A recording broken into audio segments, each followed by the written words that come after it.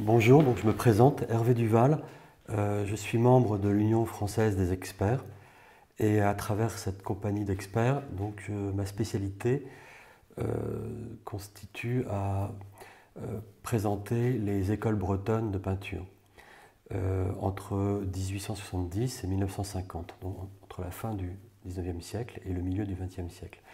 Et à travers cette spécialité, nous allons nous attarder sur l'artiste Konstantin Kuznetsov et la Bretagne, puisque la Bretagne a fait partie intégrante de sa vie française pendant plus de 30 ans. Donc qu'est-ce qui a pu pousser Konstantin Kuznetsov à être attiré par la Bretagne? Il faut savoir qu'à la fin du 19e siècle, de nombreux jeunes artistes travaillaient dans les ateliers de peinture parisiennes, les académies de peinture, et évidemment ils avaient le goût de l'évasion, le goût du voyage, et surtout une envie aussi de se détacher un petit peu de l'art officiel, de se détacher d'une certaine convention et d'un certain académisme. Et la Bretagne avait toutes ces qualités justement d'évasion, de liberté. C'est une région qui était située à l'extrême ouest, nord-ouest de la France, et qui est bordée par l'océan Atlantique et plus au nord par la Manche. Et donc cette Bretagne, elle avait déjà des atouts dans le sens où la vie n'était pas très chère, le gîte était très hospitalier, et dès 1865, les jeunes artistes peintres qui étaient à Paris pouvaient très bien prendre le train jusqu'à Brest et ensuite, avec des calèches, rejoindre la côte et rejoindre des colonies d'artistes qui étaient déjà très présentes à la fin du 19e siècle. Alors évidemment, c'est une terre de croyance aussi, donc qui est très attirante, de culture, avec des légendes telles que les chevaliers de la table ronde, ou également tout ce mystère à travers les menhirs, les mégalithes, notamment les sites de Karnak. Et bien entendu, la mer qui est omniprésente, l'océan Atlantique, avec ce que ça représente en termes de lumière, de changement de temps. Et ça, les artistes étaient très intéressés de se confronter également aux éléments naturels, puisqu'on peignait encore à l'époque sur le motif. Donc, on peut supposer que tous ces atouts, tous ces attraits ont attiré également Konstantin Kuznetsov, puisque dès 1900, il fait une première incursion en Bretagne, à Concarneau. Avant de rentrer un petit peu dans la présence de Kuznetsov en Bretagne, j'aimerais vous présenter quand même l'évolution des courants et des influences artistiques qui ont eu lieu à cette époque-là. C'est-à-dire qu'en quelques décennies, en 2 ou 3 décennies, il y a eu une succession de mouvements, de créations, de révolutions esthétiques qu'il n'y avait jamais eu auparavant. Et si je reprends la chronologie, une chronologie qui est assez succincte, mais qui permet de voir effectivement la richesse des événements artistiques du moment, en 1855, dès 1855, déjà Eugène Boudin quitte la Normandie et commence à peindre une série de tableaux en Bretagne avec des ciels très hauts. Donc on reconnaît un peu sa technique avec ces ciels un peu tourmentés et très hauts qui occupent une bonne partie de la toile. Donc c'est déjà les débuts de la peinture de paysage en Bretagne et du pré-impressionnisme. Ensuite, on peut donc évidemment s'apercevoir que Kuznetsov naît dans la 4e partie, le dernier quart du 19e siècle, en 1863, et quelques années plus tard, c'est donc l'avènement de l'ère Meiji et du japonisme en Europe, puisque les influences vont être très fortes entre l'Extrême-Orient et l'Occident par rapport aux influences artistiques du moment. En 1874, bien entendu, la naissance de l'impressionnisme à la galerie du photographe Naja, et avec bien entendu la présence de Claude Monet comme chef de file. Et dès 1884, quelques années plus tard, 10 ans plus tard, également l'avènement du néo-impressionnisme, avec la technique du pointillisme, avec Georges Seurat et les travaux de Georges Seurat et de Paul Signac.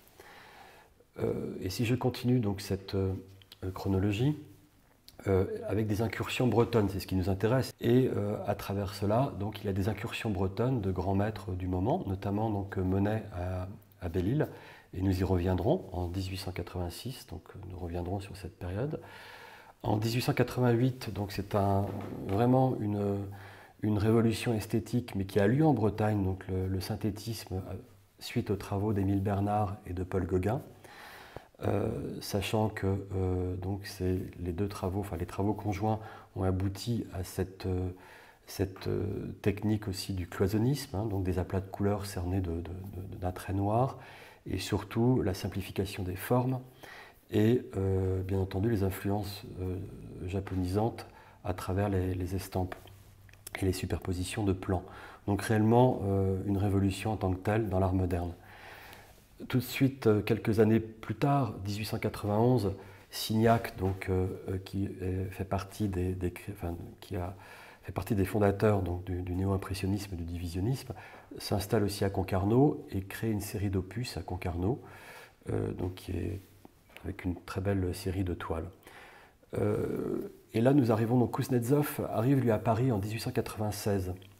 Alors c'est intéressant parce que il est évident qu'il est curieux comme tous les jeunes artistes qui arrivent de l'étranger, et il commence déjà par s'intéresser à l'œuvre de Turner à Londres au cours d'une exposition, et à Paris bien entendu il s'intéresse au Lake Caillebotte au musée du Luxembourg, et également plus particulièrement à l'œuvre de Camille Pissarro et de Alfred Sisley.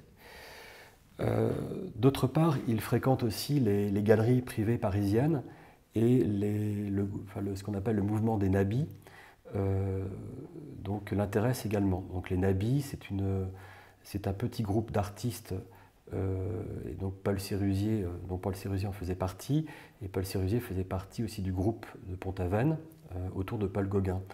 Et Paul Gauguin lui fait peindre un petit tableau qui s'appelle le Talisman, avec des couleurs très pures, et donc il rapporte ce petit tableau à Paris, et donc ses amis découvrent effectivement une nouvelle manière de peindre.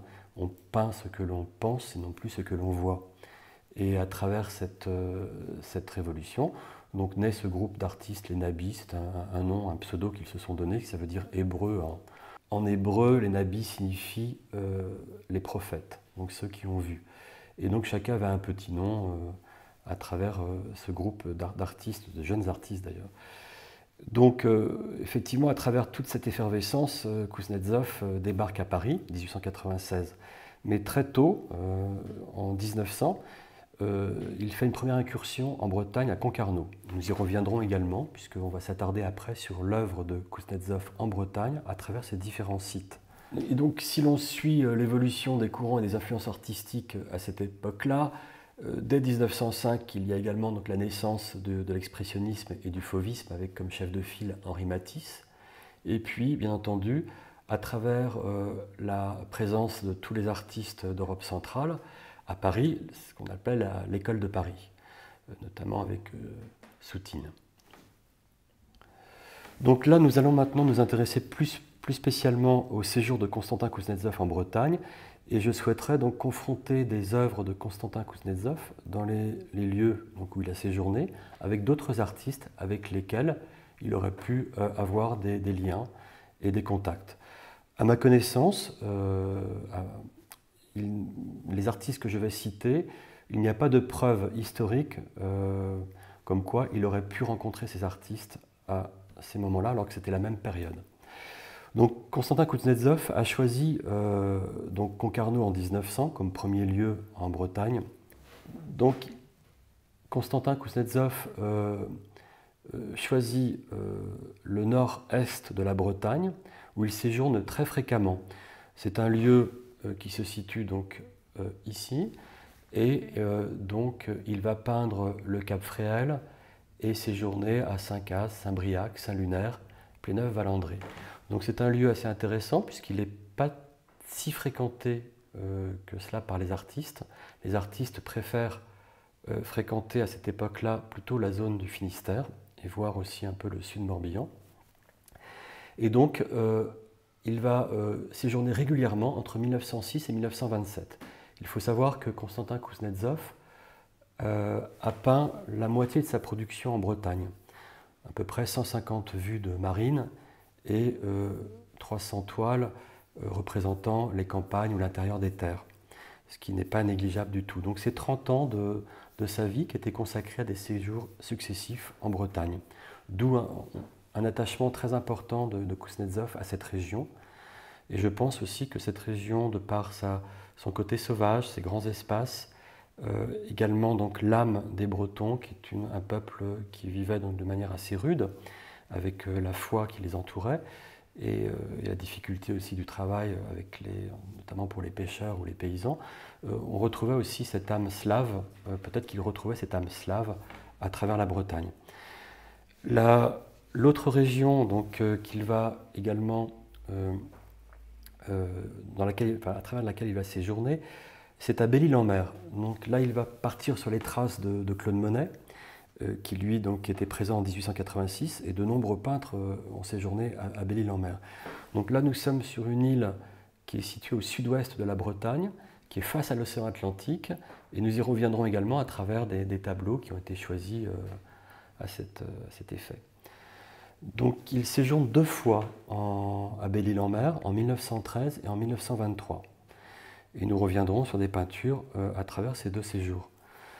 Ensuite, il séjourne également en 1921, donc dans le sud Finistère, une petite ville qui s'appelle Moëlan, et il avait donc loué avec sa femme une maison qui s'appelait Kerfani, enfin le lieu-dit s'appelait Kerfani.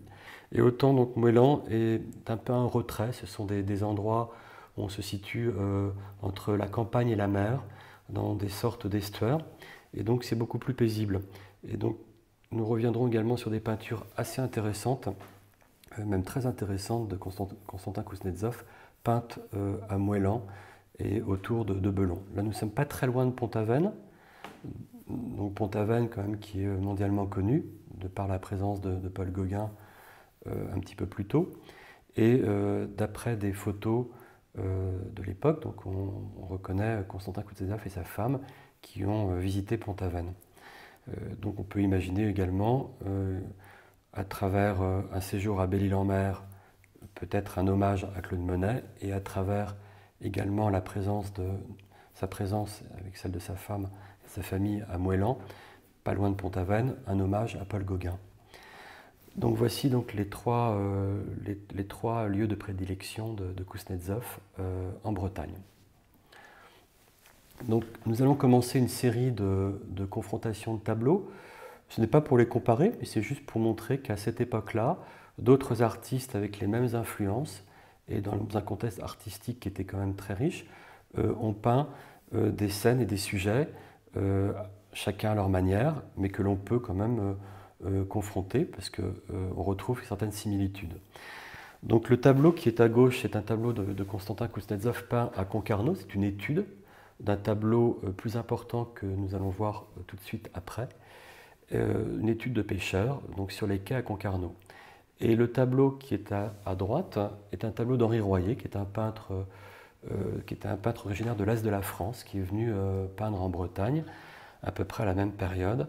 Et on peut reconnaître également donc, des pêcheurs à quai portant des paniers et une forêt de mâts de bateaux en arrière-plan. Bon, évidemment, on voit tout de suite que Kuznetsov est attiré par une lumière, la diffusion de la lumière. Chez Henri Royer, même si le sujet sont très proches, on peut s'apercevoir que la technique est beaucoup plus classique. Et donc, c'est intéressant de voir déjà que Konstantin Kuznetsov, dès 1900, adopte une approche résolument moderne. Donc voici le tableau abouti des pêcheurs de Concarneau. C'est une huile sur toile donc, qui est signée en bas à gauche et qui est d'un grand format, 117 par 152 cm. Ce n'est pas la seule toile des pêcheurs de Concarneau. Et en tant qu'expert, j'ai découvert qu'en 2004, il y avait 2 tableaux. Donc celui-ci, il y a un des grands tableaux de la série des pêcheurs de Concarneau qui a été acheté par l'État français, qui est au Conseil d'État. Et les 2 autres tableaux en 2004 ont été vendus en salle des ventes dans la même année. Et il y en a un qui est parti aux États-Unis. Mais même si les sujets sont pratiquement identiques, et si là, visuellement donc, le sujet nous semble le même, l'approche de la lumière va être très différente.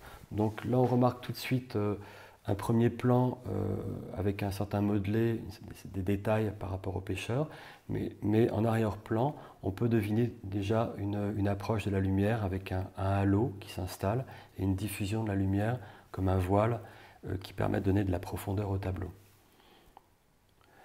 Ici, donc, c'est un autre tableau dont les dimensions sont de 148 par 175, avec une diffusion de la lumière qui est beaucoup plus forte et qui crée moins de contraste par rapport au sujet. Donc on sent également que Kuznetsov s'intéresse à la perception de la lumière à un moment donné et ce qu'elle peut apporter par rapport au sujet. Donc on reconnaît bien entendu le port de Concarneau à travers ce tableau. Là, on va changer, donc c'était son séjour à Concarneau qui était assez court, et nous allons donc changer de géographie et revenir donc dans cette partie du nord-est de la Bretagne, et notamment s'intéresser au Cap Fréhel, qui est un cap assez réputé dans cette partie de la Bretagne, qui sépare un petit peu l'océan Atlantique de la Manche, et qui est bien entendu qui a une géographie très très belle. Je voulais juste montrer ces deux images qui n'ont peut-être pas été prises dans la même journée, mais qui montrent à quel point le changement de temps est important en Bretagne. C'est-à-dire que ce n'est pas une lumière qui s'installe facilement, et il peut pleuvoir, et en même temps, vous pouvez, enfin, dans la même journée, rencontrer le soleil et la pluie, et parfois même dans la même heure. Et ici, donc, on reconnaît effectivement le cap avec ces deux photos. Mais d'un côté, vous avez effectivement une lumière assez importante puisque le soleil est présent, le ciel en tout cas est assez lumineux. Et tout de suite, à droite, un ciel beaucoup plus assombri qui tue, qui écrase bien entendu les conséquences, on va dire, des effets atmosphériques sur le site. Donc ici, on va reprendre à travers ce site de Cap Fréhel deux œuvres de Konstantin Kuznetsov, donc Les Rochers au Cap Fréhel, ce tableau qui a été peint en 1908, et Les Falaises du Cap Fréhel, peint également la même année. Alors on remarque chez Konstantin Kuznetsov cette unité, cette volonté de fusionner un peu l'élément minéral et l'élément eau. Donc il recherche beaucoup moins que les impressionnistes les effets atmosphériques, les vibrations atmosphérique de la lumière. Il essaye de trouver plutôt une diffusion générale de la lumière à travers sa toile et une unité, en l'occurrence, par rapport à l'espace. Ce qui est intéressant aussi, c'est que le cadrage est très serré, donc c'est assez vertigineux, c'est-à-dire qu'il recherche vraiment l'impression du vide à travers ses tableaux. Donc vous avez donc ici, sur le tableau de droite, une lumière donc, qui est peut-être moins diffuse et moins forte en fonction du temps. Le tableau, donc les deux tableaux qui ont été peints à Cap Fréhel montrent à quel point Kuznetsov est attiré par les grands espaces, notamment l'océan, bien entendu, l'eau. Et il est évident que Kuznetsov fuit peut-être la ville. La plupart de ces tableaux ne sont pas animés. Donc on a vu le tableau de Concarneau qui était animé avec ses pêcheurs sur le quai. Mais ensuite, à part quelques vues également parisiennes, mais notamment en Bretagne, le peintre vraiment recherche avant tout les paysages originels, les paysages sauvages. Et je pense que ses origines, à travers son enfance, ressurgissent visuellement à travers ces reliefs et ces immensités d'eau. Donc ici, nous avons vu deux tableaux de Kuznetsov peints au Cap Fréhel, et voici deux tableaux de Gustave Loiseau. Donc Gustave Loiseau était un peintre qui faisait partie de ce qu'on appelle du groupe de Pont-Aven, donc les peintres qui étaient autour de Paul Gauguin, ou qui ont en tout cas écouté les théories de Paul Gauguin, plus ou moins, chacun à sa manière. Et Gustave Loiseau faisait aussi partie donc, de la galerie Durand-Ruel, était sous contrat chez Durand-Ruel. Alors, la plupart des peintres que je vais citer, qui étaient donc des compagnons de route de Gauguin et qui sont devenus des peintres chez Durand-Ruel, ont quitté un petit peu le synthétisme cette révolution de la synthèse prônée par Émile Bernard et Paul Gauguin, et ont repris plus ou moins donc, une touche impressionniste. En l'occurrence, on le voit à travers ces deux œuvres de Gustave Loiseau, où on retrouve ce fameux Cap Fréhel, mais avec une touche beaucoup plus serrée, une touche virgulée, où on ressent les leçons de Claude Monet, qui sont celles de capter une lumière à travers ses vibrations et à travers ses effets fugitifs. C'est-à-dire que là, on recherche vraiment l'instant où la lumière surgit. Ce qui n'est pas le cas chez Kuznetsov, puisqu'on l'a vu. Si je reprends ces deux tableaux du Cap Fréhel, l'unité est beaucoup plus forte, la fusion est beaucoup plus forte entre les éléments. Donc, Gustave Loiseau, deux tableaux peints en 1904 et 1905 au Cap Fréhel. Ensuite, je reprends un tableau donc, très intéressant de Konstantin Kuznetsov, peint en 1915, où là on peut voir une approche encore différente du peintre, un modelé assez fort, un tableau assez structuré en premier plan, et en revanche, il crée une diffusion de la lumière sous forme de halo, comme un voile de vapeur qui s'installe au fond du tableau et qui lui donne une certaine profondeur et une certaine forme de mystère également. Avec un cadrage très particulier, puisqu'on ne voit pas le bord de la falaise, donc on reste toujours sur une impression de vide, de vertige, qui est assez intéressante. Ici, ce sont des tableaux qui ont été peints toujours dans la même région, donc la partie nord-est de la Bretagne, et il s'est intéressé, puisque Kuznetsov était aussi un peintre sériel, c'est-à-dire que la plupart des peintres à cette époque-là aimaient reprendre le même sujet, mais avec des lumières différentes, donc qui étaient liées en fait à un moment de la journée ou à un jour particulier.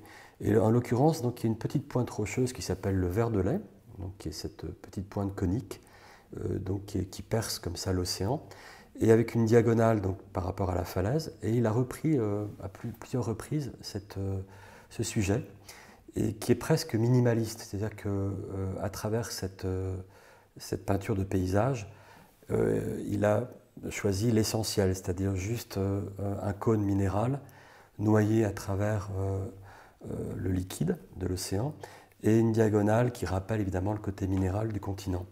Donc c'est assez intéressant également de voir à quel point c'est une peinture très intériorisée.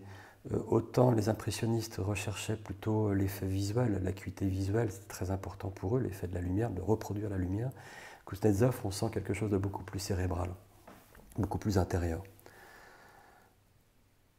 Voici encore une vue du ver de lait, avec un temps changeant, puisque la mer est beaucoup plus verte. On sent que le soleil perce la mer, et c'est vrai que l'eau, quand elle est percée par le soleil dans l'océan Atlantique, elle est très verte. En tout cas, elle atteint ces nuances de vert dans la profondeur de l'eau.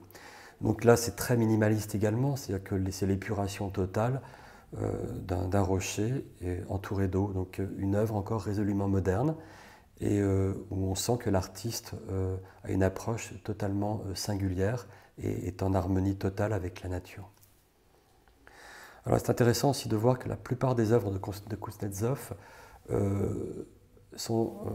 il a adopté un format qui est intéressant, c'est 81 cm par 100 cm, ce sont des formats qui sont grands pour un peintre de paysage, et donc qui donne en plus un effet visuel très intéressant. C'est-à-dire qu'au moment d'une exposition Kuznetsov, c'est intéressant de voir ce genre de paysage sur des grands formats. Et ce n'est pas donné à tous les peintres de paysage de peindre sur des formats aussi grands.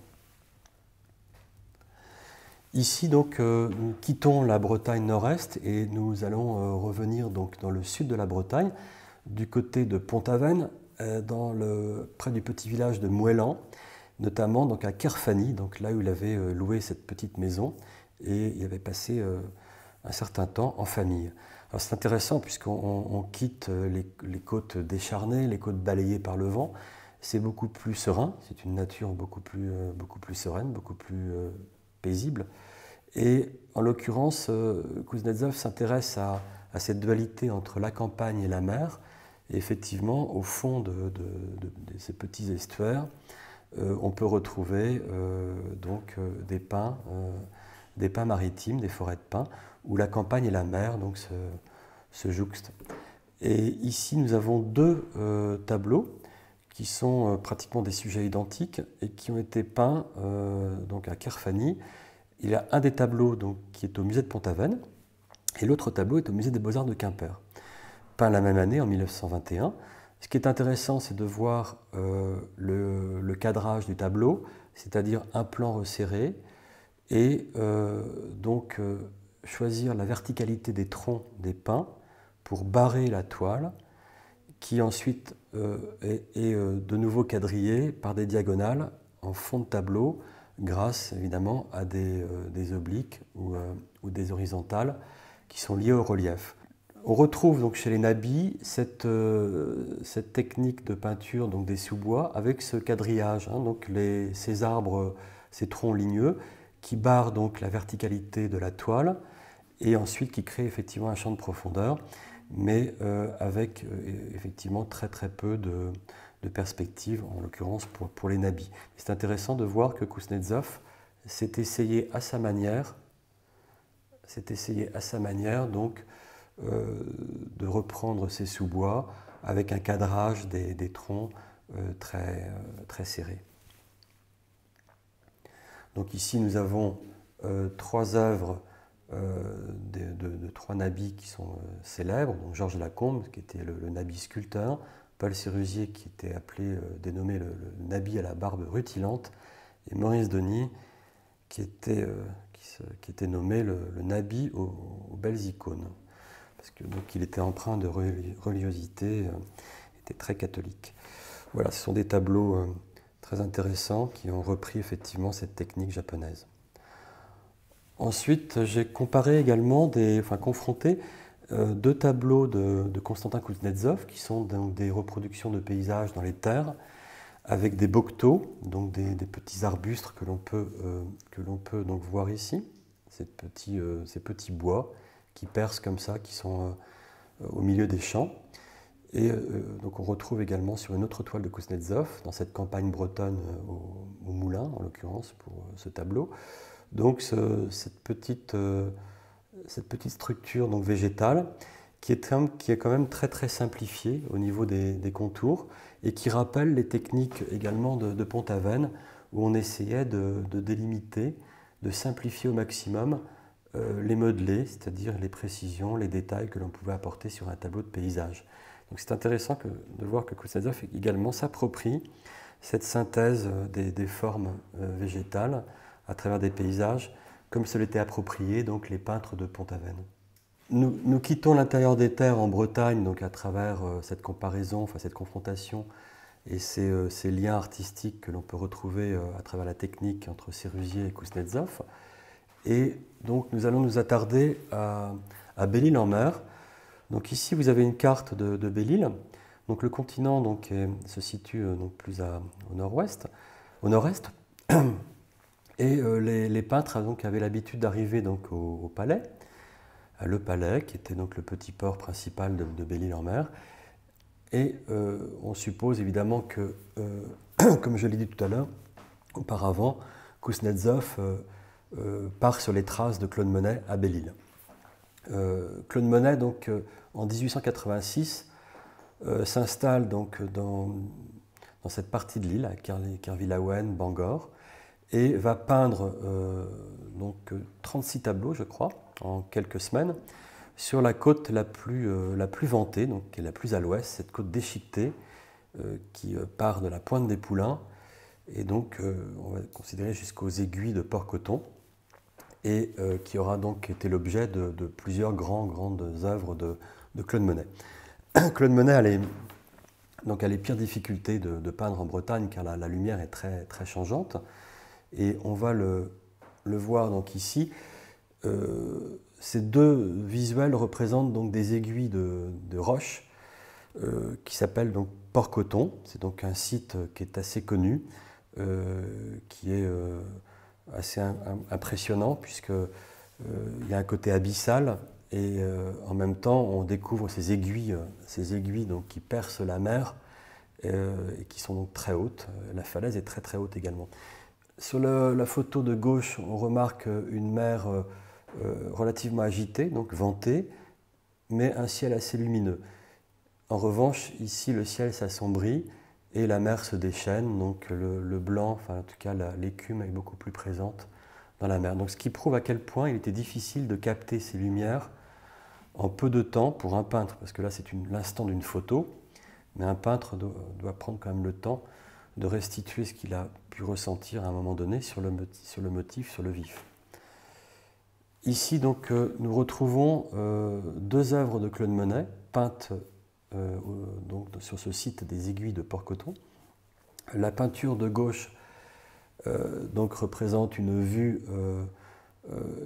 donc c'est un tableau d'ailleurs qui est au musée Pouchkine à Moscou, de 1886 lors de son séjour, et on remarque donc que la lumière donc, est peu diffuse, et à travers une touche assez serrée, donc l'artiste essaye de restituer donc, une lumière du moment qui est assez délicate, assez difficile en tout cas à figer.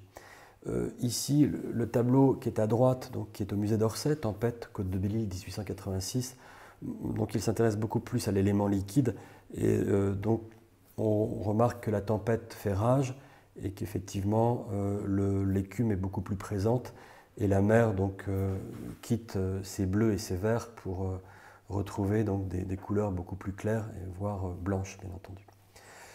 Donc Claude Monet éprouve les pires difficultés à peindre à Belle-Île. C'est beaucoup plus difficile que les lumières qu'il a pu peindre en Normandie. Et il le dit d'ailleurs dans ses correspondances. Là, je cite donc un extrait de ses correspondances. C'est une lettre qu'il a adressée à Gustave Caillebotte le 11 octobre 1886. Et je cite « Je suis dans un pays superbe de sauvagerie, un amoncellement de rochers terrible et une mer invraisemblable de couleurs. Enfin, je suis très emballé, quoique ayant du mal, car j'étais habitué à peindre la Manche et j'avais forcément ma routine.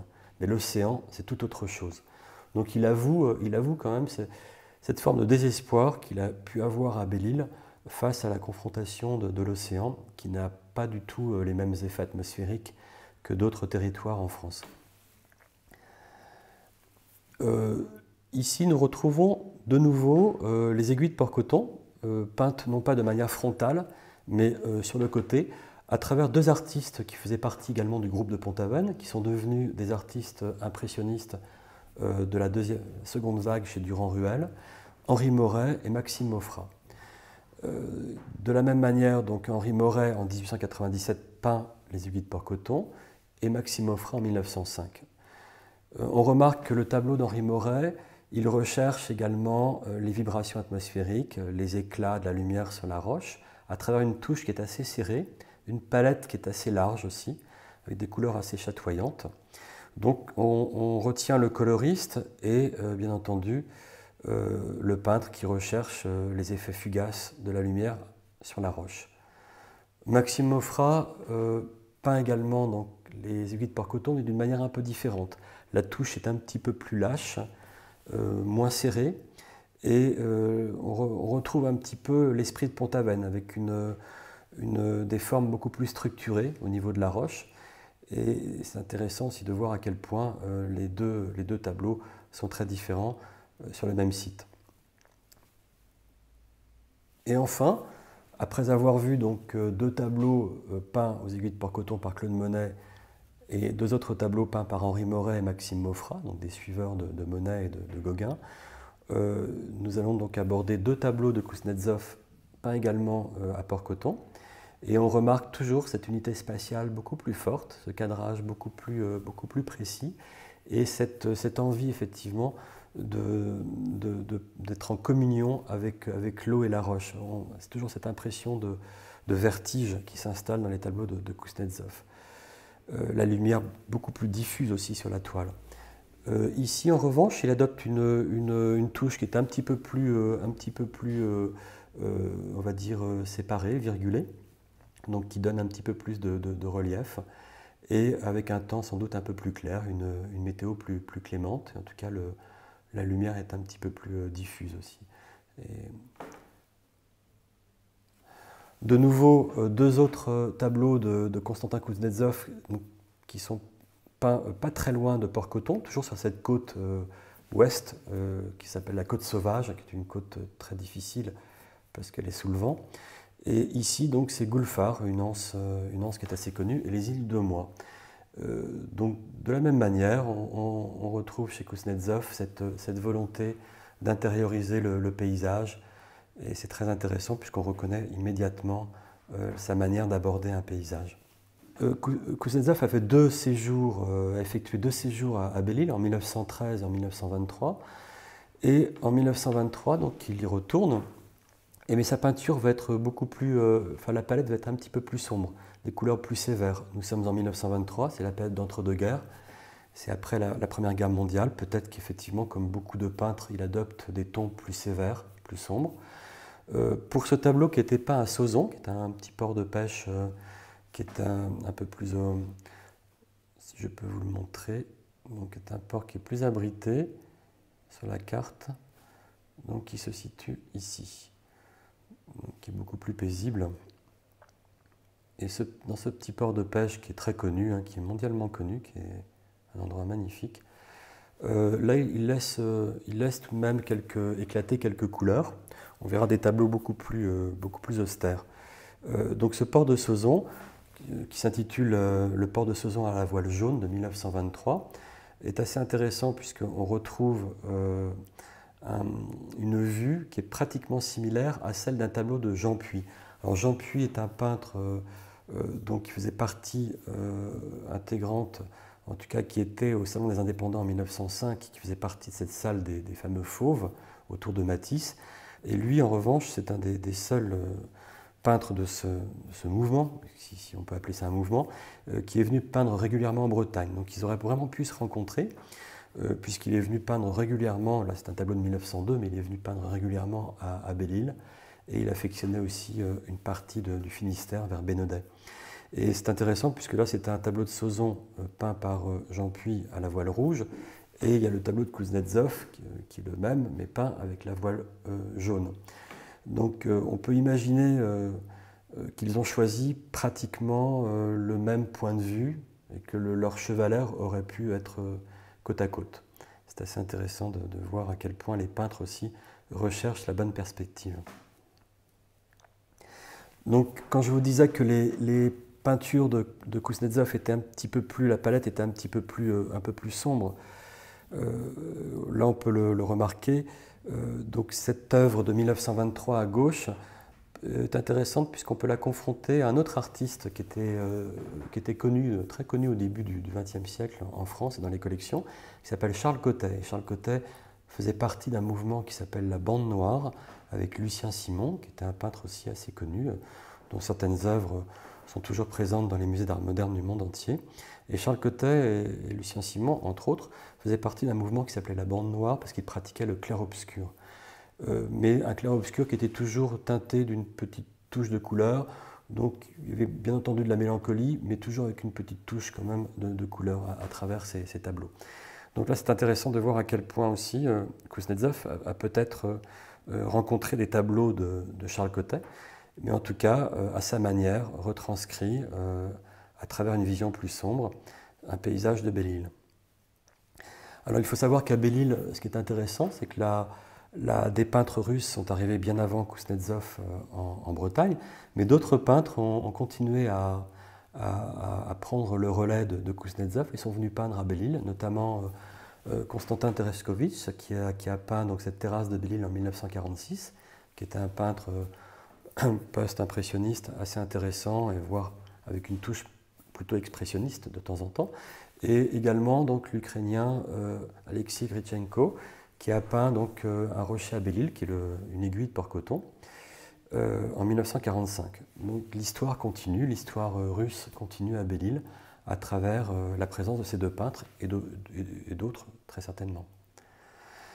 J'ai voulu aussi montrer à quel point donc Kuznetsov est avant tout un peintre impressionniste, mais quelque part il est allé plus loin dans sa manière de peindre, on va dire, des paysages à travers la lumière, et surtout à travers ses touches. Donc de temps en temps, il a adopté des touches serrées, virgulées, comme tous les impressionnistes qui recherchaient les vibrations atmosphériques ou la fugacité de la lumière, en fonction de la météo.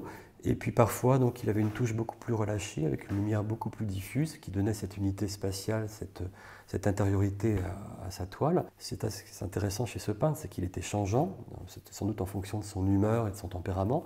Et il avait une touche qui était presque tournoyante, virevoltante, elliptique, et notamment à travers ces fragments de tableaux, c'est un fragment de tableau donc, qui est un rideau de peuplier au Val-André peint en 1916, où on voit donc sans doute des reflets de peuplier à travers des touches comme ça, donc très elliptiques, très tournoyantes, donc dans l'eau.